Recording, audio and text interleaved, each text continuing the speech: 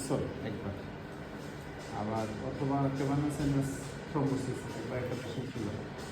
ওই পেশেন্টটা কিন্তু neurological examination detail থাকবে। তো নিউরোলজিক্যাল ডিটেইলের মধ্যে আমাদের কোন সিকোয়েন্সে করতে হবে বা বলার সময় কোন সিকোয়েন্সে বলতে হবে, করারও একটা সিকোয়েন্স আছে, আবার বলারও একটা সিকোয়েন্স আছে। করা এবং বলা কিন্তু সেম সিকোয়েন্সে, আমি যেই সিকোয়েন্সে করবো সেই সিকোয়েন্সেই কিন্তু বলবো, তাহলে জিনিসটা সহজ সুন্দর হবে। তাহলে পড়ার সিকোয়েন্স যেটা, যেমন প্রথম যেটা আমার করতে হবে, প্রথম অ্যাসেসমেন্ট যেটা সেটা হলো হায়ার সাইকিক ফাংশন। এগুলো প্রথম অ্যাসেসমেন্ট, ফার্স্ট অ্যাসেসমেন্ট হলো হায়ার সাইকিক ফাংশন সবার আগে। আমি যদি চিন্তা করি কর্টিক্যাল ফাংশনগুলো আমি সবার আগে দিই, কর্টেক্সের ফাংশনটা আমি আগে অ্যাসেস করি, সেভাল কর্টেক্সের ফাংশন। তারপরে আমি অ্যাসেস করি ব্রেন স্টেমের ফাংশন। ব্রেন স্টেমের মধ্যে তো আসলে মূলত ক্রেনিয়াল নার্ভ নিউক্লিয়াসগুলো মানে ইয়া করে দেওয়া আছে, ক্রেনিয়াল নার্ভ নিউক্লিয়াসগুলো বসানো আছে। তাহলে ব্রেন স্টেমের ফাংশন আমরা অ্যাসেস করি by examination of the cranial nerves. তাহলে ক্রেনিয়াল নার্ভ এক্সামিনেশন একটা বড় অংশ। তাহলে higher psychic function, cranial nerve examination. তারপরে হলো আমরা জানি যে ডিসেন্ডিং ফাইবার আছে, তাই না, মোটর ফাইবার। তাহলে মোটর এক্সামিনেশন, মোটর এক্সামিনেশন একটা গুরুত্বপূর্ণ অংশ। আর এরপরে চতুর্থ যেটা মোটরের পরে, মোটরের সাথে কোঅর্ডিনেশন করার জন্য আমরা জানি সেরেবেলার সিস্টেম। তাহলে সেরেবেলার এক্সামিনেশনটা লাগে, সেরেবেলার এক্সামিনেশন। তারপরে সেরেবেলারের পরে মোটরের পরে সেরেবেলারের পরে সেন্সরি এক্সামিনেশনটা লাগে। সেন্সরি এক্সামিনেশনটা শেষ করার পরে আমরা জানি যে পুরা নার্ভাস সিস্টেমের বাইরে একটা কাভারিং থাকে, সেটা হলো মেনিনজেস। তাহলে মেনিনজেসের ফাংশনকে ভেরিফাই করা লাগে, বা মেনিনজেসে ইরিটেশন আছে কিনা এটাকে ভেরিফাই করা লাগে বাই ক্লিনিক্যাল এক্সামিনেশন। তাহলে সেটাকে করা হয় কীভাবে, সায়েন্স অফ মেনিনজিয়াল ইরিটেশন নামে। তাহলে গ্রসলি আমরা কিন্তু ধরে এক্সামিন করি। তাহলে আমরা নিউরো অ্যানাটমিকে ভেরিফাই করি এভাবে, আমরা দেখি আমরা কিন্তু নার্ভাস সিস্টেমের প্রত্যেকটা সেগমেন্টকেই কিন্তু ভেরিফাই করতে পারি। তাহলে আমরা কর্টেক্সকে ভেরিফাই করি বাই হায়ার সাইকিক ডিসফাংশন বা হায়ার সাইকিক ফাংশন ঠিক আছে কিনা সেটার মাধ্যমে। সেকেন্ড হলো যে ব্রেন স্টেমকে আমরা ভেরিফাই করি by cranial nerve examination. Third হচ্ছে যে আমরা মোটর এক্সামিনেশন করি। মোটর এক্সামিনেশন করে কিন্তু আপার মোটর নিউরনকে ভেরিফাই করি, লোয়ার মোটর নিউরনকেও ভেরিফাই করি। অর্থাৎ আমরা ব্রেইনের পিরামিডাল সিস্টেমের মধ্যে আপার মোটর নিউরন এবং লোয়ার মোটর নিউরন দুটাকে ভেরিফাই করি। অর্থাৎ শুধু সেন্ট্রাল না, পেরিফেরাল নার্ভাস সিস্টেমকেও আমরা ভেরিফাই করি। তাহলে মোটর এক্সামিনেশন করি। তারপরে মোটরের এক্সামিনেশনের সাথে কোঅর্ডিনেশনে যারা জড়িত, যেমন সেরিবেলার সিস্টেম, সেটাকে আমরা ভেরিফাই করি। এবং তারপরে হলো সেন্সরি নার্ভাস সিস্টেমকে ভেরিফাই করি। এবং তার সাথে আমরা সবার শেষে কাভারিং অর্থাৎ মেনিনজেসকে আমরা ভেরিফাই করি by science of meningeal education. এর সাথে আমরা অনেকগুলো এক্সামিনেশন করি যেটা রেলিভেন্ট এক্সামিনেশন। এই যে নার্ভাস সিস্টেম এক্সামিনেশনের পরে হয়তো আমরা কখনো কোনো রেলিভেন্ট এক্সামিনেশন আমাদের করতে হবে, অনেকগুলো রেলিভেন্ট এক্সামিনেশন দরকার হবে। যেমন কখনো স্পাইনটা রেলিভেন্ট এক্সামিনেশন হবে, কখনো অন্য কোনো সিস্টেম রেলিভেন্ট এক্সামিনেশন হবে, লং কেসে হোক বা শর্ট কেসে হোক। তাহলে রেলিভেন্ট এক্সামিনেশন যাওয়ার আগে এই নার্ভাস সিস্টেমের এই 6টা অংশের এক্সামিনেশন কিন্তু সবার আগে আমাকে করতে হবে। এবং এটা করার জন্য কিন্তু খুব বেশি সময় পাওয়া যাবে না, মানে এই 6টা সেগমেন্টকে ভেরিফাই করার জন্য খুব বেশি সময় কিন্তু আলাদা করে পাওয়া যাবে না। তাহলে কর্টেক্সের ফাংশনকে ভেরিফাই যে আমরা করি, কর্টেক্সের ফাংশন ভেরিফাই করার জন্য কর্টেক্সের বড় যে ফাংশনগুলো আমরা ভেরিফাই করি, কর্টেক্সের ফাংশন তো অনেক, কর্টেক্সের ফাংশনের ভিতরে আমরা বড় যে ফাংশনগুলোকে ভেরিফাই করি, কোন ফাংশনকে ভেরিফাই করি, তার মধ্যে সবচাইতে বড় যে ফাংশন বা সবার আগে আমরা যেটাকে ভেরিফাই করি গ্রসলি, সেটা হলো স্পিচ। এটা খুবই জরুরি। একটা হলো স্পিচকে ভেরিফাই করি, একটা হলো জিসিএস বা কনসাসনেস। তাহলে আমরা সবচেয়ে বেশি কনসার্ন হলো কনসাসনেস, স্পিচ, তারপর হলো মেমোরি। তাহলে এই 3টা মেজর ফাংশন আমরা হায়ার সাইকিক ফাংশনের মধ্যে 3টা মেজর ফাংশন আমরা সবার আগে ভেরিফাই করি। এর সাথে যেমন আমরা ইমোশন দেখি, পরে ইন্টেলিজেন্স দেখি, তারপর হচ্ছে কোঅর্ডিনেশন দেখি, মানে কোপারেশন দেখি, পেশেন্ট আমার সাথে কোপারেট করতেছি না, এই জিনিসগুলো অ্যাসেস করি। তবে গ্রসলি প্রথমে আমরা যেটা একটা রোগীকে গিয়েই চট করে আমাদের প্রথমেই দেখতে হবে নার্ভাস সিস্টেমের জিনিসের মধ্যে তার জিসিএসটা কেমন। জিসিএসটা কেমন এটা কিন্তু অ্যাসেসমেন্টে আমাদের বেশি সময় কিন্তু লাগবে না। যেমন এই পেশেন্টের আমাকে জিসিএসে বেশি সময় লাগছে, আপনার নামটা কি এতটুকু বললেই কিন্তু আমার জিসিএস 15/15। তাহলে বেশি সময় কিন্তু এই পেশেন্টে আর আমার জিসিএস অ্যাসেসমেন্টে বেশি সময় নেওয়ার সুযোগ নেই। আবার স্পিচ অ্যাসেসমেন্টে যেমন অনেকগুলো অংশ, তাহলে স্পিচ অ্যাসেসমেন্টে হায়ার সাইকিয়াট্রিক ফাংশনের মধ্যে স্পিচটা বিশেষ করে আমাদের খুব বেশি ইম্পর্টেন্ট, কারণ স্পিচের জন্য আমরা জানি 3টা জায়গায় প্রবলেম হতে পারে। আবার অনেকগুলো স্ট্রাকচার স্পিচের সাথে জড়িত। তাহলে একটা হতে পারে সেন্সরি ডিসপেশিয়া একটা হলো ডিসফেশিয়া হতে পারে, একটা হলো ডিসআর্থ্রিয়া হতে পারে, আর একটা হলো ডিসপনিয়া হতে পারে। কিন্তু 3 ধরনের স্পিচের মধ্যে 3 কোয়ালিটির প্রবলেম হতে পারে। তাহলে ডিসফেশিয়া হতে পারে, আবার ডিসফেশিয়াটা 2 রকম হতে পারে, একটা সেন্সরি ডিসফেশিয়া, 2 রকম না 3 রকম, সেন্সরি ডিসফেশিয়া, মোটর ডিসফেশিয়া, গ্লোবাল ডিসফেশিয়া। তাহলে এই ডিসফেশিয়া আবার 3 রকম হতে পারে। তাহলে আমি যখন রোগীর সাথে কথা বলবো তখনই কিন্তু কথা বলার সময় during talk of the patient আমাকে আইডেন্টিফাই করতে হবে। না যেমন খুব সহজ, আমি একজন রোগীকে জিজ্ঞাসা করলাম যে ভাই আপনার নামটা কি, উনি নাম বলতে পারলেন, তাহলে তো আর কোনো অ্যান্সার নাই, আমার ফার্দার আমি প্রসিড করে যাব। আর উনি নাম জিজ্ঞাসা করলাম, উনি এমন কিছু বললেন যেটা আমার প্রশ্নের সাথে যায় না বা আমার প্রশ্নের সাথে রিলিভেন্ট না। উনি বললেন আমার বাড়ি গোলাপগঞ্জ, বা এমন কিছু বললেন যেটা আমি বুঝলাম না, এমন কিছু উনি প্রোডাকশন করলেন যেটা আমি বুঝলাম না। তার মানে বোঝা গেল যে উনি আমার কথাটাকে ইন্টারপ্রিট করতে পারেন না, মিস ইন্টারপ্রিটেশন অফ মাই টক। তাহলে কিন্তু বোঝা গেল যে দিস ইজ সেন্সরি ডিসপেশন। আবার এমন হতে পারে যে he can understand my speech but he can not টক। যেমন আমি বললাম যে আপনি জিভটা দেখান, জিভা বের করলেন, কিন্তু উনি আমাকে রেসপন্স করলেন না, নাম বলতে পারলেন না, তাহলে দ্যাট ইজ মোটর ডিসপেশন। আবার এমন হতে পারে যে নামও বলতে পারলেন না, আবার আমার কথাও বুঝলেন না, এমন হতে পারে। এমন হাতও দেখাতে পারলেন না বা জিভও বের করলেন না, আবার আমার কথাও বুঝলেন না, এমন হতে পারে। বা কথা বলতেও পারলেন না, তাহলে গ্লোবাল ডিসপেশন। তাহলে ডিসপেশিয়া কিনা সেটাকে আইডেন্টিফাই করা লাগে। আরেকটা হচ্ছে যে আর্টিকুলেশনের প্রবলেম কিনা, কারণ মানে কথা বলার সময় কিন্তু এটা আমাদের আইডেন্টিফাই করে বলতে হবে, কথা বলার সময়। আবার ডিসআর্থ্রিয়া যেটা আর্টিকুলেশনের প্রবলেম, তার মানে আমি কথা ডিউরিং এক্সামিনেশনে ডিসআর্থ্রিয়াকে আমি কীভাবে আইডেন্টিফাই করব। তাহলে ডিসআর্থ্রিয়া আইডেন্টিফাই করার জন্য আমাকে একটা বড় ওয়ার্ড তাকে উচ্চারণ করতে বলতে হবে। যেমন বাংলায় সহজ হলো লালমনিরহাট, একটা বড় ওয়ার্ড, আর একটা হচ্ছে বৃহস্পতিবার, একটা বড় ওয়ার্ড। তাহলে এই বড় ওয়ার্ডগুলা উচ্চারণ করতে গেলে এটা যদি ফ্র্যাগমেন্টেশন হয়ে যায়, ভেঙে ভেঙে আসে, তাহলে বোঝা গেল যে এটা দিস ইজ ডিসআর্থ্রিয়া। এটা কিন্তু খুব কঠিন কিছু না। একটা রোগীকে আমরা যখন ডিসআর্থ্রিয়া দেখি তখন কিন্তু খুব সহজে এটা আইডেন্টিফাই করা যায়। তাহলে একটা বড় ওয়ার্ড তাকে উচ্চারণ করতে বলতে হয়, যে আপনি বলেন বৃহস্পতিবার, আপনি বলেন। তাহলে স্পিচটাকে ডিসআর্থ্রিয়া কিনা সেটা আইডেন্টিফাই করতে হয়। আবার ডিসআর্থ্রিয়া অনেক কারণে হয়। ডিসআর্থ্রিয়ার কারণ কিন্তু শুধু সেরেবেলার না, সেরেবেলার বেজাল গ্যাংলিয়া, তারপরে বালবার ডিসফাংশন, সেটাকে আবার আলাদা এক্সামিনেশনে আইডেন্টিফাই করতে হয়। প্রথম আমার লাগবে যে এটা ডিসআর্থ্রিয়া কিনা সেটা। তারপরে হলো ডিসফোনিয়া। ডিসআর্থ্রিয়া না, মানে আর্টিকুলেশনের প্রবলেম না, বা এটা ওই যে ভাঙা সিলেবাল ওয়াইজ ভাঙা না ওয়ার্ডগুলা, কিন্তু ফোনেশনের প্রবলেম, অর্থাৎ আমার ভোকাল কর্ড থেকে যেখান থেকে তৈরি হচ্ছে সাউন্ড প্রোডাকশন হচ্ছে, সেখান থেকে স্পিচ কোয়ালিটির প্রবলেম হচ্ছে। এটাও কিন্তু আইডেন্টিফাই করা অত কঠিন না, কারণ আমরা যেমন ঠান্ডা লাগলে, সর্দি কাশি হলেই গলার যে স্বর চেঞ্জ হয়ে যায়, সেখানে কিন্তু ডিসফোনিয়াটা বোঝা যায়। তাহলে এই ডিসফোনিয়া একজন রোগীর বুঝতে কিন্তু খুব বেশি কষ্ট করার দরকার হয় না, বা খুব বেশি অসুবিধা হয় না। আর ডিসফোনিয়াটা নিউরোলজিক্যাল ডিসফাংশনে, বিশেষ করে আমরা জানি যে এখানে রিকারেন্ট ল্যারিঞ্জিয়াল নার্ভ পলসি হলে ভোকাল কর্ড পলসি হয়, এবং ভোকাল কর্ড পলসি হলে ডিসফোনিয়াটা হয়। এবং এটা বিশেষ করে যদি আমি ব্রেইন ডিসফাংশন বলি, তাইলে শুধুমাত্র স্পেসিফিক্যালি ল্যাটারাল মেডুলারি সিনড্রোমের সাথে এটার সম্পর্কটা বেশি। তাহলে এই একটা রোগের সাথে আরও এটার সাথে অনেকগুলো থাকে, কমপ্লেক্স থাকে বা সিমটম থাকে, যেটা দিয়ে আইডেন্টিফাই করা যায়।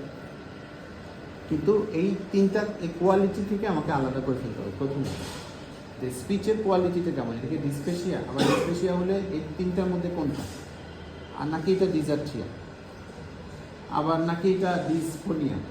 আবার এমন হতে পারে যে কোনো পেশেন্টের ডিসআর্থ্রিয়া এবং ডিসফোনিয়া একসাথে হবে, এমন হতে পারে, কারণ ল্যাটারাল মেডুলারি সিনড্রোমে কিন্তু ডিসআর্থ্রিয়া এবং ডিসফোনিয়া একসাথেই হবে। মানে ডিজার্থিয়া ডিসফোনিয়া একসাথেই থাকতে পারে কোনো কোনো পেশেন্ট, মানে সেটাও আমার খেয়াল রাখতে হবে, মাথায় রাখতে হবে। তাহলে এই যে স্পিচের কোয়ালিটিটা আইডেন্টিফাই করা হবে, স্পিচ কোয়ালিটি।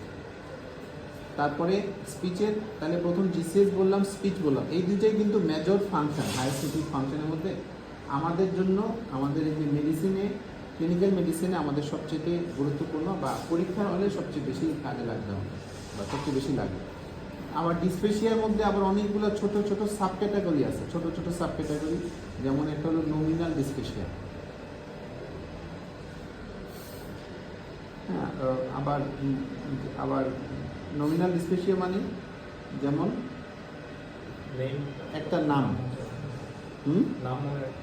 নাম মনে একটা সমস্যা। তাহলে এই ছোট ছোট সাব ক্যাটাগরিগুলো আমাদের ক্লিনিক্যাল এক্সামিনেশনে হয়তো লাগবে, কিন্তু পরীক্ষার হলে এই জিনিসগুলোর ইমপ্লিকেশন একটু কম থাকবে। আমাদের গ্রসটি পরীক্ষার হলে ডিসপেশিয়া, ডিজার্থিয়া এবং ডিসফোনিয়া, এই তিনটা জিনিস আমাদের আইডেন্টিফিকেশন করাটা বেশি জরুরি। ফার্স্ট সেকেন্ড, তারপরে প্রথমে ডিসিএস বললাম, এরপরে মেমোরি। মেমোরি বলো প্লিজ। পরীক্ষার সময় এগুলো থাকে talk to the patient and to the relevant. Suppose sir আমরা পেশেন্টের সাথে কথা বলে বুঝলাম যে তার ডিসফোনিয়া আছে, এরপরে সাবসিকুয়েন্ট এক্সামিনেশন কি হবে?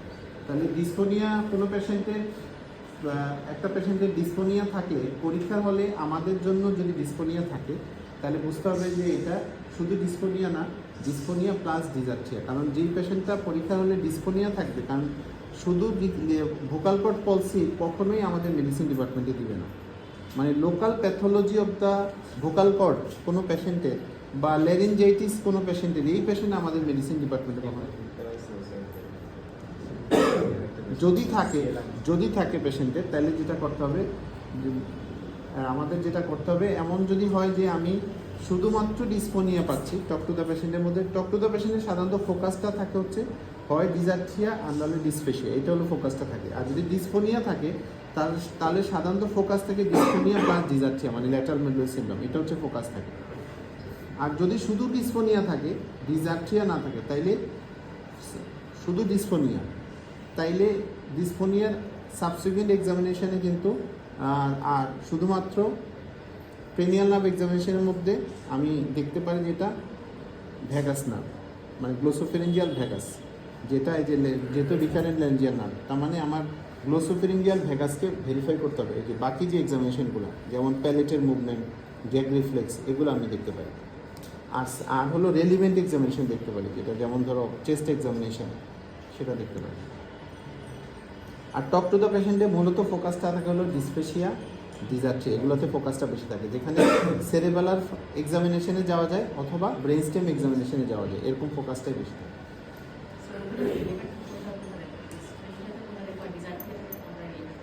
ডিজার্থিয়াতে যেমন ডিজার্থিয়া রেলিভেন্ট এক্সামিনেশন হচ্ছে, মূল ফোকাসটা হচ্ছে ডিজার্থিয়ার মূল ফোকাসটা হচ্ছে দুইটা জায়গাতে। একটা হচ্ছে দুইটা জায়গাতে হলো মূল ফোকাস, একটা হচ্ছে সেরেবেলামে মূল ফোকাস থাকে, আর আরেকটা হলো বালবার এরিয়া। বালবার এরিয়া বলতে বিশেষ করে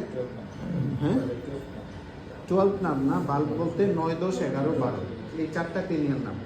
চারটা ক্রেনিয়াল নার্ভ একসাথেই এক্সামিনেশন করতে হয়। চারটা ক্রেনিয়াল মধ্যে গ্লোসোফেরিঞ্জিয়াল ভ্যাগাস আর ক্রেনিয়াল পার্ট, স্পাইনাল পার্ট কিন্তু আবার করা লাগবে না। Spinal part of the accessory কিন্তু এই ইয়ার সাথে জড়িত না, এই ডিজার্থিয়ার সাথে জড়িত না। তাহলে cranial part of the accessory, glossopharyngeal vagus, cranial part of the accessory, hypoglossal, এই ক্রেনিয়াল নার্ভগুলো এক্সামিনেশন করতে হয় আর সেরেবেলার এক্সামিনেশন করতে হয় ডিজার্থিয়া অ্যাসেসমেন্টের জন্য। পর্যন্ত সব কিছু দেয়, সুতরাং এখানে ভালবার, সিউডোভালবার, সেরিবেলার, তারপর হচ্ছে গিয়ে ওই যে ক্রেনিয়াল তো চলে আসে ভালবারের ভিতরে, তারপরে লোকাল যদি কোনো প্যাথোলজি থাকে সেক্ষেত্রেও ডিজার্থিয়া থাকবে। ভালবার, সিউডোভালবার, সেরিবেলার এবং লোকাল যদি থাকে, লোকাল এই যেগুলো এখানে সাপ্লাই দিচ্ছে ক্রেনিয়াল 9-11-12। তাহলে এই এক্সামিনেশনগুলো আমাদের লাগবে। আর তারপরে হলো মেমোরি। মেমোরির মধ্যে তো আসলে আমরা একটু কম ইউজ টু মেমোরি, আমরা কম এক্সামিনেশন করি, কম প্র্যাকটিস করি, আমরা কম করি, কিন্তু মেমোরি আমাদের অ্যাসেসমেন্ট করা লাগবে। মেমোরির মধ্যে তো বেসিক্যালি তিনটা ভাগ, কী ভাগ আছে? তাহলে একটা হচ্ছে ইমিডিয়েট মেমোরি, একটা হলো short term are working memory. তাহলে মেমোরি আবার 3টা সেগমেন্টে আমরা দেখতে হয়। যেমন আমি যে কথাগুলো এখন বললাম তার সাথে কিছুক্ষণ পরে জিজ্ঞাসা করলাম, এটা হলো ইমিডিয়েট মেমোরি, আর একটা হলো ওয়ার্কিং মেমোরি। ওয়ার্কিং মেমোরি থাকে, আর আরেকটা হলো পাস্ট মেমোরি থাকে। আগে যেমন তার ছোট পাস্টের কোনো মেমোরি। এই মেমোরি যদি আমাদের মেমোরি সেগমেন্টটা আমরা আমাদের ক্লিনিক্যাল মেডিসিনের আমরা মানে ডিজিজ প্যাথোলজিতে আমাদের ইয়াটা একটু কম, ইমপ্লিকেশন বা আমরা একটু কম ব্যবহার করি, কম প্র্যাকটিস করি। কিন্তু মূলত হচ্ছে জিসিএস আর স্পিচ, এই দুইটাই আমাদের বেশি লাগবে। হায়ার সাইকিক ফাংশনের মধ্যে কিন্তু এই দুইটা ফাংশনই আমরা গ্রসলি দেখব বেশি, আর সাথে মেমোরিটা দেখব। আর তারপরে আসি আমরা ক্রেনিয়াল এক্সামিনেশন। ক্রেনিয়াল এক্সামিনেশনের মধ্যে আমরা এক্সামিনেশনের ভেতরে আমরা প্রথমে একটু গ্রসলি আলাপ করি, যেমন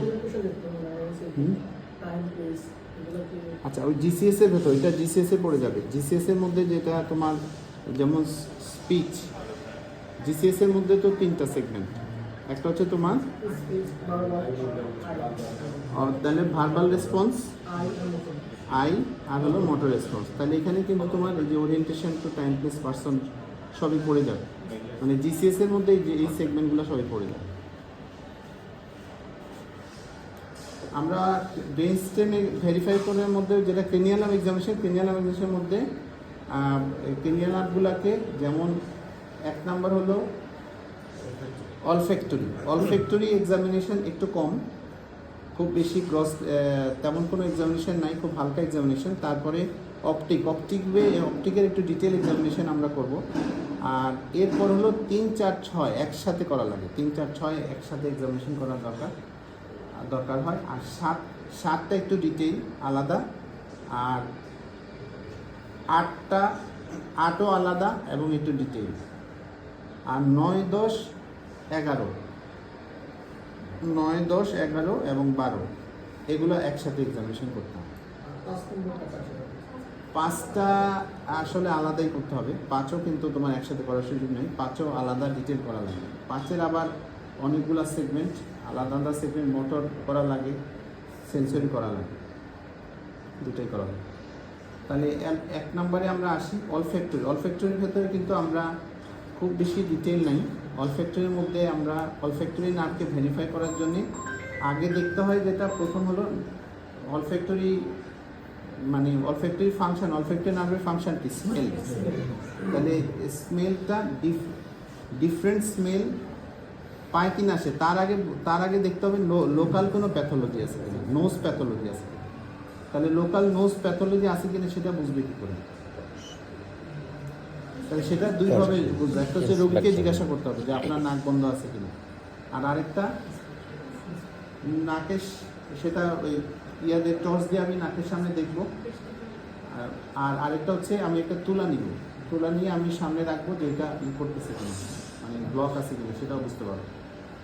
এরপরে আমি ডিফারেন্ট স্মেল দুই নাকে আলাদা করে ডিফারেন্টলি আমি দেখলাম উনি বোঝেন কিনা বা এটা উনি স্মেলটা পান কিনা সেটা আমি দেখলাম। মানে যেগুলো পরিচিত স্মেল, যেটা আমরা কমনলি এনকাউন্টার করি, এরকম পরিচিত স্মেল, তাহলে যেমন সাবান হতে পারে, আতর হতে পারে, অথবা এমন কোনো স্মেল যেটা আমরা ইউজ টু বা পরিচিত, তাহলে সেই স্মেলটা উনি বোঝেন কিনা ডিফারেন্ট দুটাতেই, সেটা আমরা আইডেন্টিফাই করলাম। এটা হলো অলফ্যাক্টরি নার্ভ। অলফ্যাক্টরি নার্ভ কিন্তু আমরা কমনলি করি না, আমরা কম করি অলফ্যাক্টরি নার্ভ। অপটিকটা একটু ডিটেল। অপটিক নার্ভের ক্ষেত্রে যেটা আমরা একটু প্র্যাকটিক্যালি করবো এখন, একটু আগে বলে দিই অপটিক নার্ভে আমরা কী জিনিস করবো। অপটিক নার্ভের ভেতরে আমরা বেসিক্যালি করবো হচ্ছে, প্রথম যেটা করব অপটিক নার্ভের ভিজুয়াল অ্যাকুইটি। কারণ ভিজুয়াল অ্যাকুইটি 1 নাম্বার করবো কেন? কারণ ভিজুয়াল অ্যাকুইটি, কেউ যদি কোনো পেশেন্ট ব্লাইন্ড যদি হয় তাহলে তার ফিল্ড দেখার দরকার আছে না। তাহলে অনেকেই যেমন প্রথমে ফিল্ড দেখে তো আসলে ঠিক না। তাহলে প্রথমে ভিজুয়াল অ্যাকুইটি দেখবো, তারপরে দেখবো ভিজুয়াল ফিল্ড, তারপরে দেখবো কালার ভিশন, তারপরে তারপর হলো লাইট রিফ্লেক্স। তাহলে লাইট রিফ্লেক্সের ভেতরে একটা হলো ডাইরেক্ট, একটা হলো ইনডাইরেক্ট লাইট রিফ্লেক্স, আর কি এটা হলো অ্যাকোমোডেশন রিফ্লেক্স। তাহলে লাইট রিফ্লেক্স, অ্যাকোমোডেশন রিফ্লেক্স, আর লাস্টলি ফান্ডোস্কোপ। সবার পরে হচ্ছে ফান্ডোস্কোপ। তাহলে এই হলো segment of the optic nerve examination. তাহলে প্রথমে অপটিক নার্ভ এক্সামিনেশনের মধ্যে আমরা কি দেখব? প্রথমে দেখব ভিজুয়াল অ্যাকুইটি। তাহলে ভিজুয়াল অ্যাকুইটি দেখার জন্য আমাদের কি লাগবে? আমার টিচারকে আগে বলতে হবে যে sir I need Snellen's chart for assessment of the distant vision and N chart for near vision আর Ishihara isochromatic chart for colour vision. এই কথাটা কিন্তু প্রথমে টিচারকে বলে নিতে হবে। যদি অপটিক নার্ভ আমি এক্সামিনেশন টিচার আমাকে করতে দেন, পরীক্ষা হলে করতে বলা হয়, তাহলে আমাকে প্রথমে বলে নিতে হবে sir I need Snellen's chart, N chart আর হলো Ishihara isochromatic chart for distant, near and colour vision assessment. তাহলে এই জিনিসগুলো প্রথমে আমাকে বলে নিতে হবে। তাহলে এইটা বলার পরে এরপরে করণীয় কি? কারণ পরীক্ষা হলে এই চার্ট কোনোটাই আমার হাতে থাকবে না, তাহলে কি করণীয় হবে? তাহলে কি আমি এটা না থাকলে করতে পারবো না? করা যাবে কিন্তু। তাহলে ভিজুয়াল অ্যাকুইটি করার জন্য আমরা কি করবো? আর এই প্রত্যেকটা ভিজুয়াল অ্যাকুইটি এবং ভিজুয়াল ফিল্ড এগুলো দেখার কিন্তু একটা প্রিন্সিপাল আছে, একটা নীতিমালা আছে। নীতিমালাটা হলো এক চোখ আলাদা করব, প্রত্যেকটা চোখ আলাদা করবো। এটা কিন্তু প্রথম নীতিমালা, প্রত্যেকটা চোখকে আমি আলাদাভাবে করব, দুই চোখ একসাথে না। কারণ প্রত্যেকটা চোখের আলাদা ভিজুয়াল ফিল্ড, ভিজুয়াল অ্যাকুইটি আলাদা, এবং আলাদা করে আমাকে অ্যাসেস করতে হবে। তাইলে যদি আমার না থাকে তাহলে আমি কী করবো? যদি না থাকে সেক্ষেত্রে আমি কী করবো? আমি একটু সমস্যা করে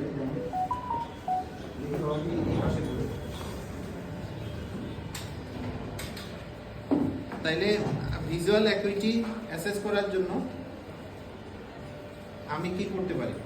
যেমন প্রত্যেকটা চোখে আলাদাভাবে করতে হবে, এবং তাইলে আমি আলাদাভাবে কীভাবে করব? প্রথমে আমি যেমন তার একটা চোখ আমি ঢেকে দিলাম, বাবা যে আপনি এই চোখটা ঢেকে দেন, ডান চোখ খোলা রাখেন, তুমি দিকে সরে যাও 6 মিটার সামনে, আনুমানিক 6 মিটার দূরত্বে। আর আমরা এই চারটা কোথায় থাকবে? 6 মিটার দূরত্বে। তাহলে 6 মিটার দূরত্বে একটা অবজেক্ট আমি তাকে দেখাই বলতে পারি, এটা দেখতে পাচ্ছেন কি? 6 মিটার দূরত্বে। তাহলে 6 মিটার দূরত্বে, যেমন আমাদের এখানে লেখা থাকে অনেক সময়, যে লেখা আছে এখানে, তুমি যদি লেখা পড়তে পারে তাহলে কি লেখা আছে সেটা দেখার যেতে পারে। অথবা ফ্যান আছে, ফ্যানের কয়টা পাখা আছে, অথবা ওখানে অনেক সময় এই তার থাকে, কয়টা তার আছে, যেমন এখানে তার আছে, কয়টা তার আছে। এটা কিন্তু ওই যে ফিক্স না, ওর সামনে যে অবজেক্ট পাওয়া যাবে সেটাই বলতে হবে। যেমন এখানে কয়টা তার দেখতে পাচ্ছেন? 2টা তার। তাহলে এতটুকু কিন্তু আমার সাফিসিয়েন্ট। যদি 2টা তার এবং চিকন তার দেখতে পাচ্ছি তাহলে কিন্তু আমার মোটামুটি সাফিসিয়েন্ট। তাহলে ডিস্টেন্ট ভিশন এতটুকু অ্যাসেসমেন্ট শেষ।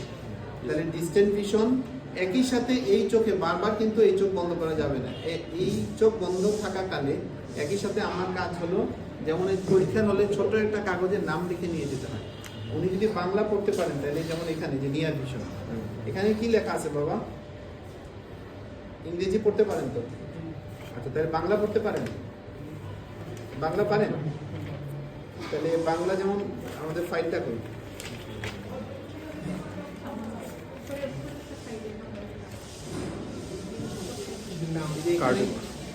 এটা কি লেখা আছে দেখেন তো, এই যে এখানে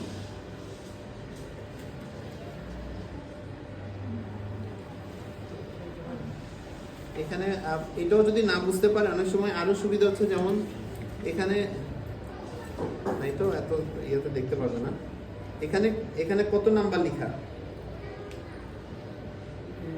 1। তাহলে দেখো এখানে নাম্বার, অনেক সময় আরো সহজ হয় নাম্বারে। তাহলে এটাও কিন্তু টেকনিক্যাল হতে হবে পরীক্ষা হলে। নিয়ার ভিশনের জন্য যেমন আমার অনেক সময় লিখে নাম লিখে নিয়ে যেতে হয় বাংলায়, অথবা একটা বাংলায় 1, একটা ইংরেজিতে 1। তাহলে এই 1 উনি দেখতে পাচ্ছেন কিনা 1 নিয়ারে।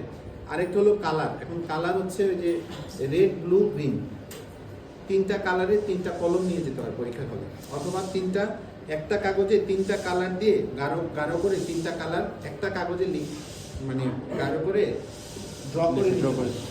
যেমন আমি পরীক্ষা হলে যেমন নিয়ে গেছি 3টা কালার, 3টা পেনের, শুধু মাথাটা নিয়ে গেছি, পেনের মাথা পরীক্ষার হলে নিয়ে গেছি।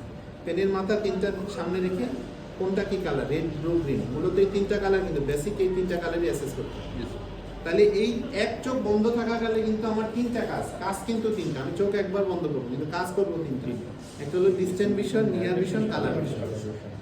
এবং এটা কিন্তু আগে বলে নিতে হবে স্যারকে যে sir I need Snellen's chart, N chart, Ishihara isochromatic. কিন্তু আমি করতেছি কিন্তু কাস্টমাইজ করে, কারণ রোগী আমার অ্যাসেস করা লাগবে না, এটা হলো রোগী দেখতে পাচ্ছে, এবং একইভাবে কিন্তু এই চোখও আমি অ্যাসেস করবো। দেখি বাবা এখন এই চোখটা বন্ধ করে ফেলেন, এটা খুলে ফেলেন।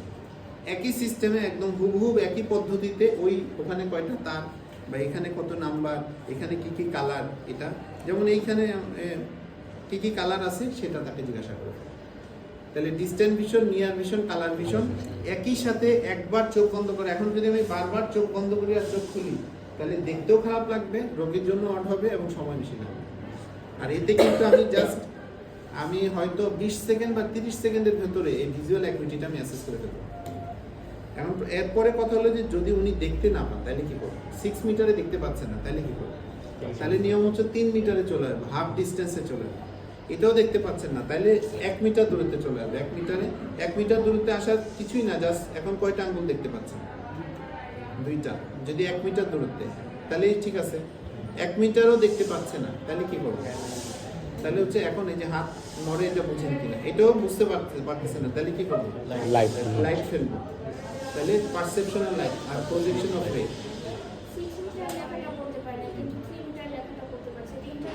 তাহলে 3/6, 6/6, 3/6, 1/6। তারপর হচ্ছে হ্যান্ড মুভমেন্ট, এই চেন আর হচ্ছে পিআর এগুলো।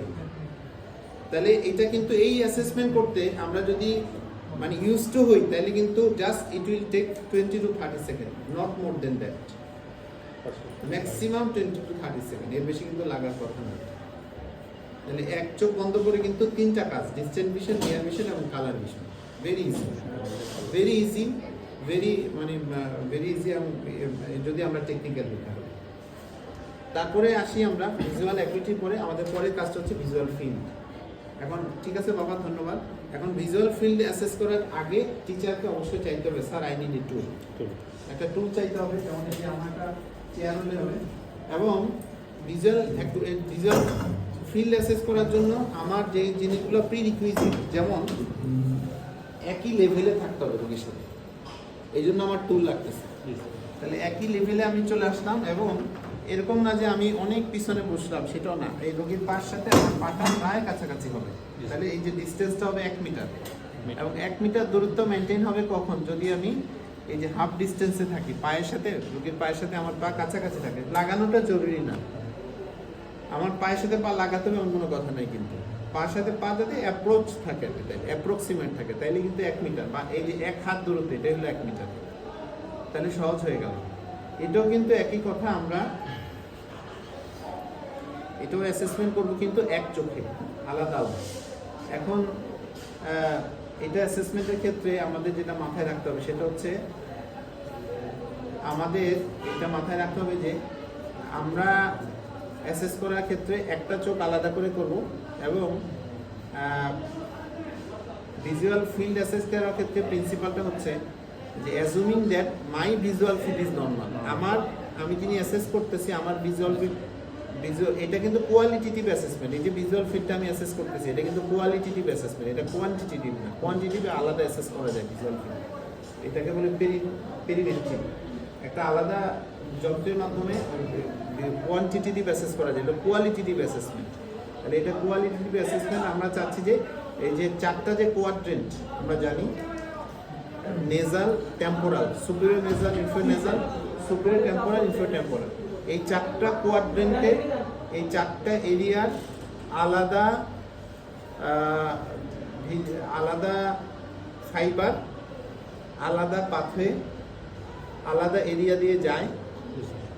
যেমন কোনোটা যায় টেম্পোরাল লোব দিয়ে, কোনোটা যায় হচ্ছে অডিটরি লোব দিয়ে, কোনোটা যায় হচ্ছে প্যারাইটাল লোব, তাই না? Superior relation, inferior relation. তাহলে আমি আইডেন্টিফাই করতে যাই কোনো একটা পার্ট সেগমেন্ট ওনার কোয়াড্রেন্টেনোপি আছে কিনা, আমার আইডিয়াটা তাই। ভিজুয়াল ফিল্ড আমি কেন অ্যাসেস করতে চাই? আমি দেখতে চাই যে এখানে বাইটেম্পোরাল হেমিয়ানোপি আছে কিনা, দুইটা টেম্পোরাল, দুইটা নেজাল ঠিক আছে, কিন্তু দুইটা টেম্পোরাল ফিল্ডটা ব্লান্ট আছে কিনা এটা আমি অ্যাসেস করতে চাই, তাই না? যেমন একটা যদি পিটুইটারি ম্যাক্রোডেনোমা হয় তাহলে কি হয়? বাইটেম্পোরাল হেমিয়ানোপি। আবার যদি শুধু প্যারাইটাল লোবে ঝামেলা হয় তাহলে ইনফিরিয়র কোয়াড্রেন্টাল বা অডিটরি সুপিরিয়র কোয়াড্রেন্টাল টেম্পোরালে, যদি তাহলে সুপিরিয়র কোয়াড্রেন্টাল তাহলে কোনো একটা কোয়াড্রেন্ট গেল নাকি দুইটা বাইট টেম্পল হেমিয়ানোপিয়াল, তাহলে আমি এটা অ্যাসেস করতে চাচ্ছি। তাহলে এটা অ্যাসেসমেন্টের ক্ষেত্রেও কিন্তু একই কথা, যেই রোগীর যেই চোখটা থাকবেন ভালো করে থাকবেন এটাও খেয়াল রাখতে হবে। হ্যাঁ, এবং এই যে আমার সেম চোখ, রোগী একই পাশে কিন্তু, হ্যাঁ সেম না, একই পাশে, অপোজিট, মানে একই পাশের যদিও কিন্তু অপোজিটাই। তা এবং এখন আমরা রোগীকে কি ইনস্ট্রাকশন দিব?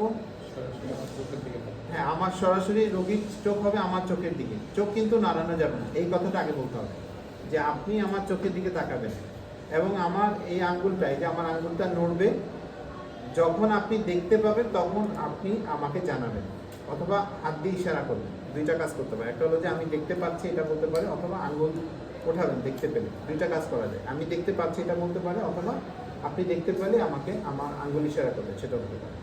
এবং এখানে অ্যাসেস করার ক্ষেত্রে কিন্তু এই যে চারটে এরিয়া, এই যে 1, তারপরে 2, তারপরে এই যে 3, তারপরে 4, এই চারটে এরিয়াতে এই একটা বক্স আমি আইডেন্টিফাই করতে চাচ্ছি, যে বক্সটা আমার নর্মাল, তাহলে আমার সাথে ওনার কম্পেয়ার করতে চাচ্ছি। তাহলে আমি যেখানে দেখতে পাই উনি সেখানে দেখতে পান কিনা সেটা। এখন দেখা যাচ্ছে, এখন দেখা যায়, এখন আমার দিকে তাকান, আমার চোখের দিকে, হ্যাঁ আমার আঙ্গুলটা নড়ে যে দেখা যায়, দেখা যাচ্ছে, সত্যি দেখা যায় কিনা সেটা, আমার আঙ্গুলটা দেখা যায়, দেখা যায় না? ঠিক আছে, এখন দেখা গেলে আমাকে বলুন, দেখা যায় আঙ্গুলটা নড়তেছে, এখন দেখা যায়, এখন আমার দিকে তাকান, আমার দিকে, আপনি আমার দিকে তাকাবেন, দেখা যায় না? এরকম একইভাবে ওই পাশটা আমরা কি এই হাত দিয়ে করে এই পাশে করতে বলবো নাকি এই হাতটা এইভাবে করবো? এটা, হ্যাঁ এটা করবো না, হাত এইভাবে না, ওইটাই, হ্যাঁ আমি যেটা করলাম ওই হাতকে ধরে ওই হাত দিয়ে ধরতে গেলে তো উল্টা হয়ে যাবে। আবার এইটাও একই কথা, যেমন এই চোখ দিয়ে আমরা আবার এই চোখটা বন্ধ করেন, একদম হুবহু এই চোখটাও কিন্তু একই কথা, এই আঙ্গুল দিয়ে আমি এই চারটা এরিয়া আমি দেখবো, এই যে চারটা এরিয়া আমি অ্যাসেস করবো। এই চোখ কিন্তু আমার বন্ধ থাকবে, এই চোখ কিন্তু আর ফিক্স থাকবে এবং রোগী যা আমার দিকে তাকাবে, এই চারটা এরিয়া আমাকে আইডেন্টিফাই করতে হবে ভিজুয়াল ফিল্ড। তাহলে this is assessment of the visual field. এই চারটা এরিয়া আমি দেখলাম। স্যার ম্যাকুলার স্পেয়ার করছে কিনা ওইটা কিভাবে বুঝতে হয়? বাস এখানে ম্যাকুলার স্পেয়ার করে কিনা এটা এই অ্যাসেসমেন্টে আমি যতটুকু জানি যে এভাবে আলাদা করা যাবে না, বা আমি আমার কাছে এটা ক্লিয়ার না, এটা আমি তোমাকে পরে দেখে বলতে হবে যে কিভাবে ম্যাকুলার স্পেয়ারিং আলাদা করে বোঝা যায়। স্যার জানা থাকলে একটু বলতে পারেন। এরপর হলো ভিজুয়াল ফিল্ড গেল। ভিজুয়াল ফিল্ড অ্যাসেসমেন্টের পর হচ্ছে আমাদের দুইটা, একটা হচ্ছে লাইট রিফ্লেক্স, একটা হচ্ছে অ্যাকোমোডেশন রিফ্লেক্স। তাহলে লাইট রিফ্লেক্সের মধ্যে আবার দুইটা, একটা হচ্ছে ডাইরেক্ট, একটা হলো ইনডাইরেক্ট। তাহলে টর্চ লাগবে আমাদের।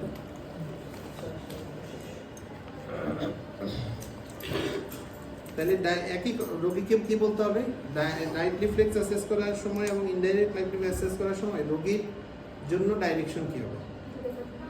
আপনি সোজা সামনে তাকান, আপনি সোজা সামনে তাকান, এই এতটুকুই হবে। তাহলে ডাইরেক্ট লাইট রিফ্লেক্স এবং ইনডাইরেক্ট লাইট রিফ্লেক্স দেখার জন্য আমরা পাশ থেকে লাইট, আমরা কাছে এসে দেখলাম পাশ থেকে লাইট, এই দুই পাশে দেখে ফেললাম ডাইরেক্ট, তারপরে এই পাশ থেকে এই পাশে দেখলাম এবং এই পাশ থেকে এই পাশে দেখলাম।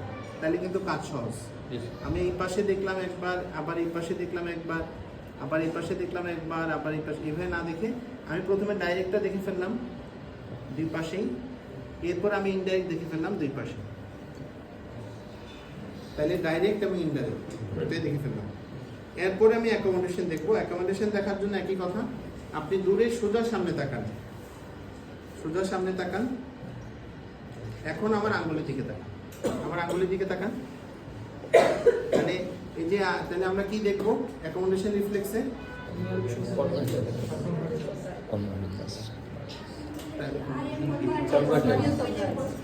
তাহলে দুইটা জিনিস দেখবো, একটা হচ্ছে একটা হলো কনভার্জেন্স অফ দ্য আইবল, একটা হলো কনস্ট্রিকশন অফ দ্য পিউপিল। দুইটা জিনিস দেখবো। তাহলে কনভার্জেন্স অফ দ্য আইবল, দুইটা চোখ একসাথে হচ্ছে কিনা, আর একটা হলো কনস্ট্রিকশন অফ দ্য পিউপিল, দুইটা জিনিস দেখবো। তাহলে অ্যাকোমোডেশন রিফ্লেক্স আর লাইট রিফ্লেক্স। আর কি বাকি থাকে? লাস্ট এবং নট দ্য লিস্ট, সেটা হলো ফার্মাস। তাহলে এছাড়া কিন্তু এই optic nerve examination this is the sequence. কোনো প্রশ্ন থাকলে বলতে পারেন। স্যার এই যে ভিজুয়াল ফিল্ড যখন দেখতেছি আমরা উইকল ফিঙ্গার্স এটা তো স্যার মানে একটা মানে স্ক্রিনিং টাইপ, এখন পরে কি স্যার রেড হেড পিন এগুলো দিয়ে লাগে? রেড পিন যদি তোমার থাকে তুমি ব্যবহার করতে পারো, অসুবিধা নেই। রেড পিন যখন ভিডিওতে বলা ওই ছবিতে দেখানো যায় রেড পিন থাকে, তো রেড পিন ছাড়া শুধু আঙ্গুলে দেখানো যায়, এটা অ্যাকসেপ্টেড। আর ইয়েতে স্যার যে লাইট রিফ্লেক্সের তো স্যার শুধু মানে এফআইএন পাম্পেটে অপটিক আছে, আর ইফআইএন তো স্যার অকুলোমিটার থেকে আছে।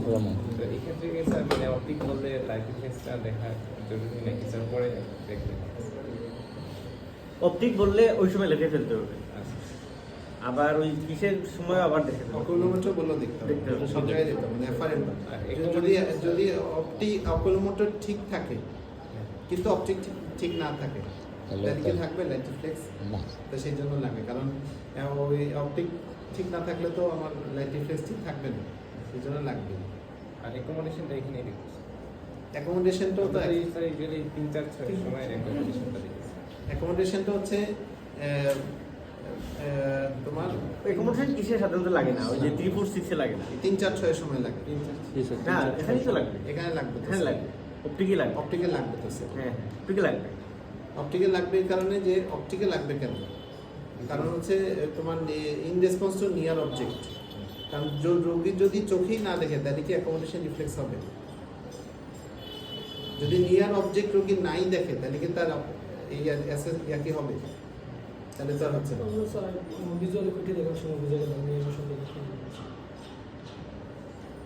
নিয়ার ভিশন তো তখন দেখবো অবশ্যই, কিন্তু অ্যাকোমোডেশন রিফ্লেক্সটা বেসিক্যালি মূলত থার্ড নার্ভের সাথে বেশি, সাবনার্ভের সাথে বেশি, থার্ড নার্ভ ফাংশনে বেশি অ্যাসেস করে।